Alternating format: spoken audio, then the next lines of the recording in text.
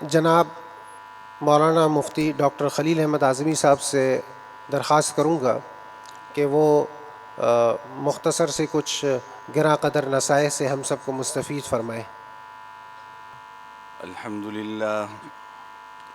الحمد لله نحمده ونستعينه ونستغفره ونؤمن به ونتوكل عليه ونعوذ بالله من شرور أنفسنا ومن سيئات أعمالنا من يهده الله فلا مضل له ومن يضلله فلا هادي له ونشهد أن لا إله إلا الله ونشهد أن سيدنا وسندنا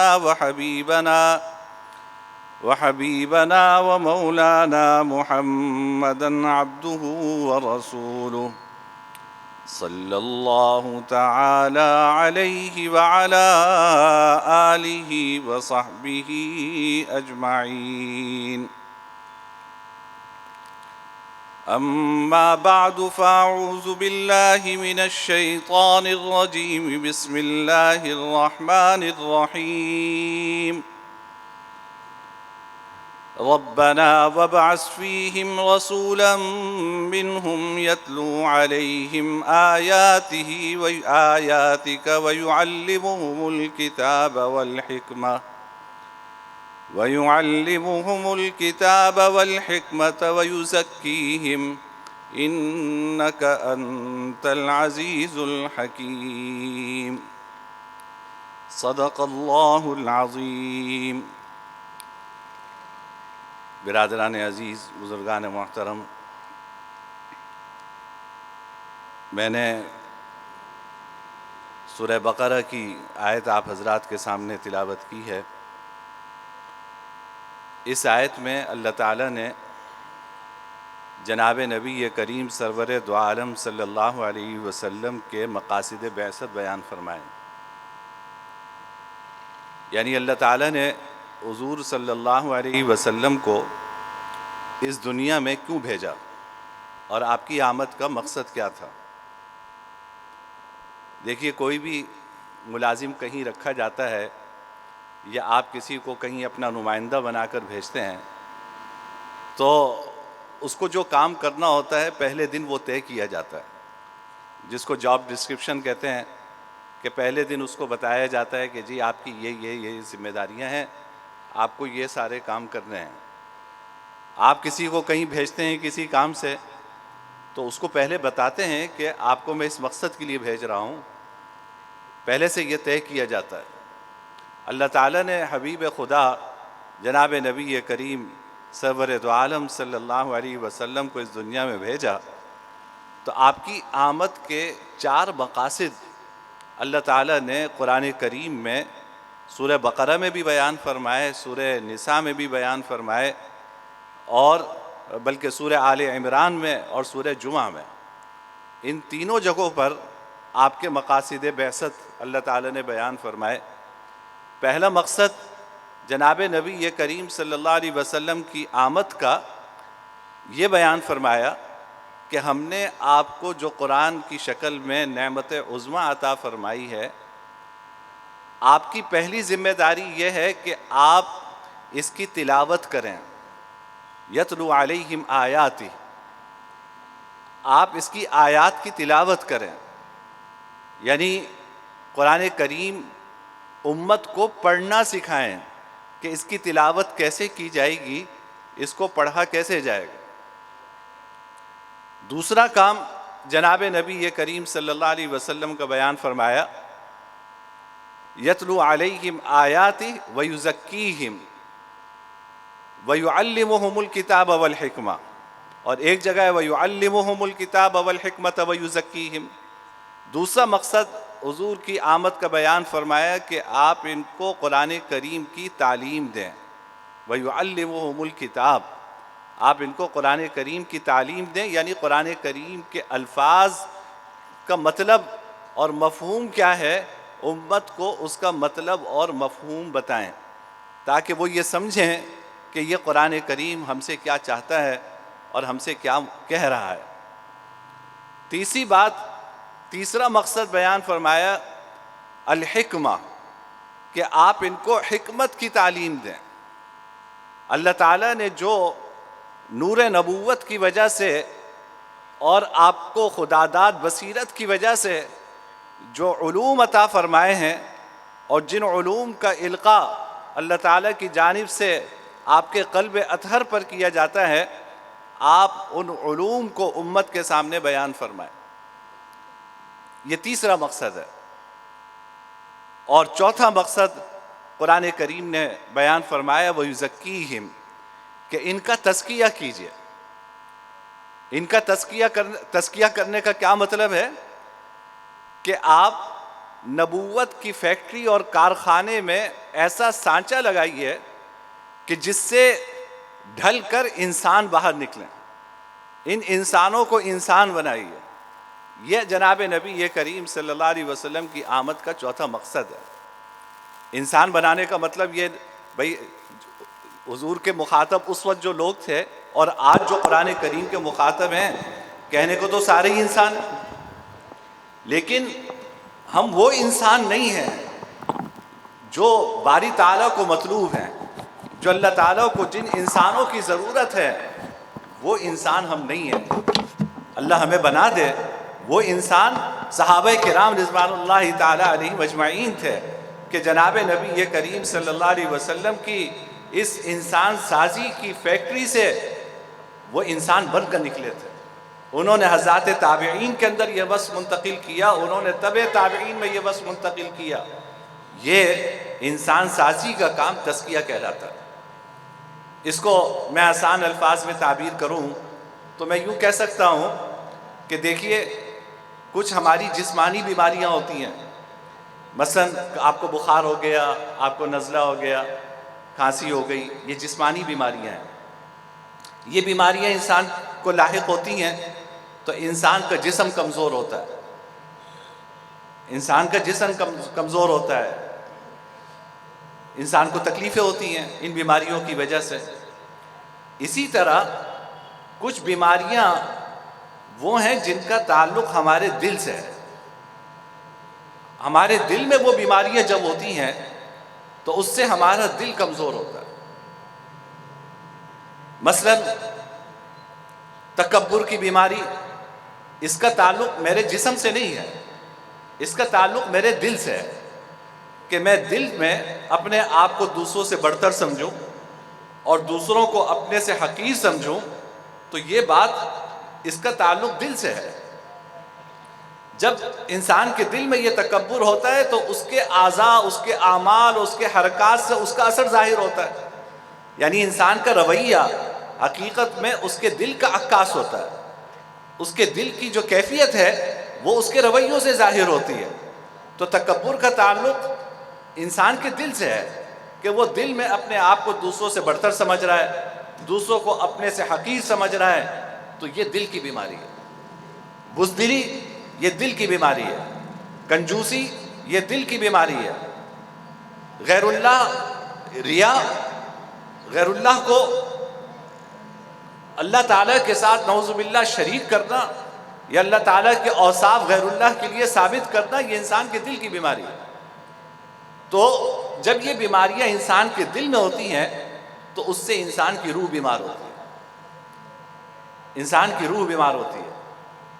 جناب نبی کریم صلی اللہ علیہ وسلم نے تشریف لا کر حضرات صحابہ کرام کے قلوب پر محنت فرمائی، ان کے دلوں پہ محنت فرمائی، اور اس دلوں پر محنت کا نتیجہ یہ نکلا کہ ملائکہ بھی ان ہستیوں پہ رشک کیا کرتے تھے کہ یہ کیسی انسان سازی کی صنعت حضور نے قائم فرمائی کہ اس سے ڈھل کر ابو بکر صدیق نکلے، اس سے ڈھل کر فاروق اعظم نکلے، اس سے ڈھل کر عثمان غنی نکلے، اس سے ڈھل کر علی مرتضیٰ نکلے۔ یہ سارے اس انسان سازی کے کارخانے کی پروڈکشن تھی، یہ اس کی پیداوار تھی۔ اللہ حضور اکرم صلی اللہ علیہ وسلم نے قلوب پر محنت فرمائی اور دلوں سے یہ بیماریاں دور فرمائی۔ اس کا نتیجہ یہ نکلا کہ 23 سال کے عرصے میں وہ قوم جو جہالت کی تاریکیوں میں ڈوبی ہوئی تھی، باتوں باتوں میں آپس میں لڑائیاں ان کی شروع ہو جایا کرتی تھی، ایک دوسرے سے دست و گریبان ہو جایا کرتے تھے، نفرتیں اور عداوتیں دلوں کے اندر تھیں۔ 23 سال کی محنت کا نتیجہ یہ نکلا کہ وہ آپس میں اس طرح شیر و شکر ہوئے کہ یہ پتہ ہی نہیں چلتا تھا کہ یہ کس قبیلے سے تعلق ہے، ان کا کس قبیلے سے تعلق ہے، یہ انصار ہیں یہ مہاجر ہیں، کچھ نہیں پتہ چلتا تھا، بس ہم سب بھائی ہیں، ہم سب مسلمان ہیں، ہمارے درمیان رشتہ ایمان کا رشتہ ہے، ہمارے درمیان رشتہ اسلام کا رشتہ ہے۔ یہ رشتہ ان کے لیے سب سے بڑی پہچان بن گیا۔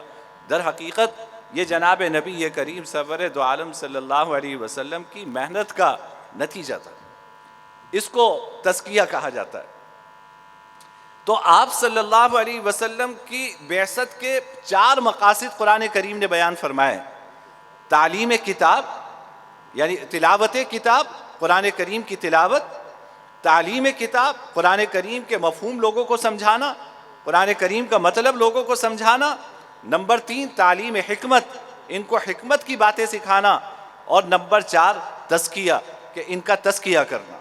جناب نبی کریم صلی اللہ علیہ وسلم تشریف لائے اور آپ نے علی وجہ الاتم یہ 4 مقاصد آپ نے مکمل فرمائے، اور ان کی 4 مقاصد کی جناب نبی کریم صلی اللہ علیہ وسلم نے تکمیل کروائی۔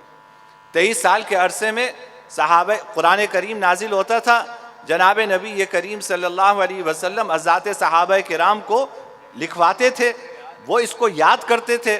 نتیجہ یہ ہے کہ مختصر سے عرصے میں قرآن کریم کے حفاظ تیار ہو گئے۔ جناب نبی کریم صلی اللہ علیہ وسلم حضرات صحابہ کرام کو اس کا مفہوم، اس کا مطلب وہ سمجھایا کرتے تھے، قرآن کریم کے عالم پیدا ہوئے۔ آپ اپنی احادیث کی شکل میں حضرات صحابہ کرام کو اپنا علوم نبوت عطا فرماتے تھے، چنانچہ حدیث کا ذخیرہ اسی حکمت کے نتیجے میں وجود میں آیا، اور حضرات صحابہ کرام کا تزکیہ فرمایا کرتے تھے۔ تو یہ 4 مقاصد، ان میں حضور اکرم صلی اللہ علیہ وسلم نے اپنی زندگی لگائی۔ اب یہ جو 4 مقاصد ہیں، حقیقت یہ ہے کہ مسجد نبوی حضور کے زمانے میں ان 4 مقاصد کا مرکز تھی۔ وہی صفہ کا چبوترا تھا جہاں حضرات صحابہ کرام قرآن کریم کے الفاظ سیکھتے تھے، اس کو محفوظ کرتے تھے۔ اسی صفہ کے چبوترے پہ جناب نبی کریم صلی اللہ علیہ وسلم انہیں قرآن کریم کے معانی کی تعلیم دیا کرتے تھے۔ وہی صفہ کا چبوترا تھا جہاں آپ کے ارشادات مبارکہ حضرات صحابہ کرام محفوظ کرتے تھے۔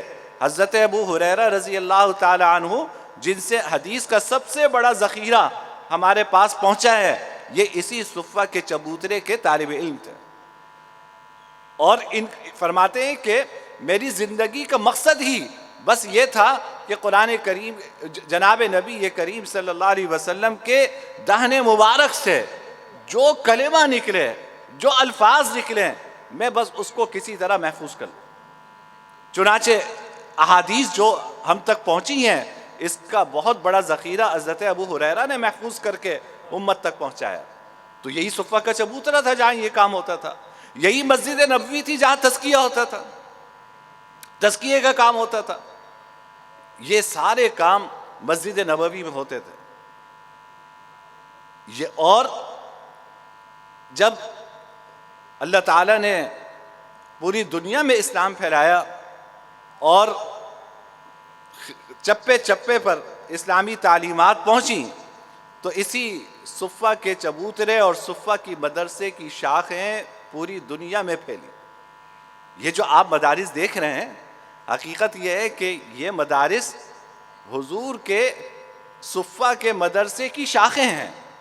جو کام صفہ کے مدرسے میں اور صفہ کے چبوترے پہ کیا جاتا تھا، وہی کام آج ان مدارس میں کیا جا رہا ہے۔ ان مدارس کا مقصد انجینئر بنانا نہیں ہے، ان کا مقصد ڈاکٹر بنانا نہیں ہے، ان کا مقصد سائنسدان بنانا نہیں ہے، ان کا مقصد حضور اکرم صلی اللہ علیہ وسلم کی بعثت کے جو 4 مقاصد ہیں، ان مقاصد کی تکمیل ہے اور ان کا تحفظ ہے۔ یہ ان مدارس کا بنیادی مقصد ہے۔ یہاں پہ قرآن کریم کے الفاظ سکھائے جاتے ہیں، قرآن کریم کے الفاظ سینوں میں محفوظ کروائے جاتے ہیں۔ آپ ان خوش نصیب بچوں کو دیکھیں کہ جن کے سینوں کو اللہ تعالیٰ نے قرآن کریم کی حفاظت کے لیے منتخب فرمایا، یہاں یہ کام کیا جاتا ہے۔ یہاں پر قرآن کریم کے مفاہیم اور قرآن کریم کے معانی اور مطالب سمجھائے جاتے ہیں۔ یہاں پہ جناب نبی کریم صلی اللہ علیہ وسلم کی جو احادیث امت تک پہنچی ہیں ان کو سمجھایا جاتا ہے، ان کو سکھایا جاتا ہے، اور پھر وہ سینوں میں محفوظ کروائی جاتی ہیں۔ اور یہی وہ مدارس ہیں جہاں قلوب کا تزکیہ ہوتا ہے، جہاں دلوں کا تزکیہ ہوتا ہے۔ تو یہ مدارس حقیقت یہ ہے کہ یہ صفے کے مدرسے ہی کی شاخیں ہیں جو اس وقت پوری دنیا میں پھیلی ہوئی ہیں۔ اور میں تو کہوں گا کہ یہ جو طالب علم ہیں ان کے لیے تو یہ اتنی بڑی سعادت ہے کہ یہ قیامت کے دن صفہ کے طالب علم حضرت ابو ہریرہ کے زمرے میں کھڑے ہوں گے۔ یہ جو طالب علم ہیں ان کو قیامت کے دن یہ سعادت ملے گی کہ صفہ کے مدرسے کے طالب علم عبداللہ بن مسعود تھے، ان طالب علموں سے کہا جائے گا کہ عبداللہ بن مسعود کے پیچھے کھڑے ہو۔ یہ وہ سعادت ہے جو اللہ نے ان طالب علموں کو عطا فرمائی۔ یہ صفہ کے مدرسے کے طالب علموں کے ساتھ قیامت کے دن ان کا حشر ہوگا۔ تو بھائی یہ جو مدارس ہیں ان کا یہ مقصد سمجھنا ہمارے لیے ضروری ہے کہ ان مدارس کا مقصد ان حضور کی بعثت کے یہ جو 4 مقاصد ہیں ان مقاصد کو پورا کرنا ہے۔ اگر ان مقاصد کو پورا کرنے میں یہ کامیاب ہیں تو اس کا مطلب یہ ہے کہ بھائی اگر ان مقاصد کو یہ پورا کر رہے ہیں تو اس کا مطلب یہ ہے کہ بھائی مدرسہ جس مقصد کے لیے قائم ہوا تھا اس میں کامیاب ہے۔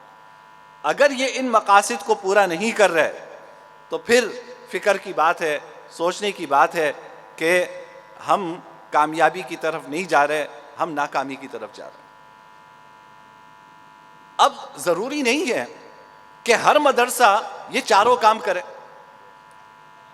اس میں بھی تقسیم کار ہو گئی کہ بھائی چھوٹے مکاتب قرآنیہ ہیں وہ اس حد تک کام کر رہے ہیں کہ وہ قرآن کریم بچوں کے سینوں میں محفوظ کر رہے ہیں، وہ تلاوت قرآن کریم کا جو مقصد ہے وہ پورا کر رہے ہیں اور قرآن کریم بچوں کے سینوں میں محفوظ کر رہے ہیں۔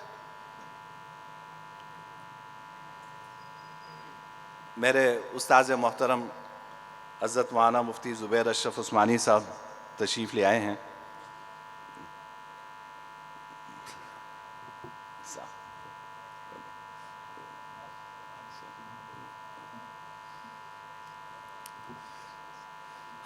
تو میں یہ عرض کر رہا تھا کہ کچھ مدارس وہ ہیں جو ان 4 مقاصد میں سے پہلا مقصد پورا کر رہے ہیں، کہ مثلا مکاتب قرآنیہ ہیں جہاں قرآن کریم کی خدمت ہو رہی ہے، قرآن کریم پڑھنا بچوں کو سکھایا جا رہا ہے اور وہ قرآن کریم ان کے سینوں میں محفوظ کیا جا رہا ہے۔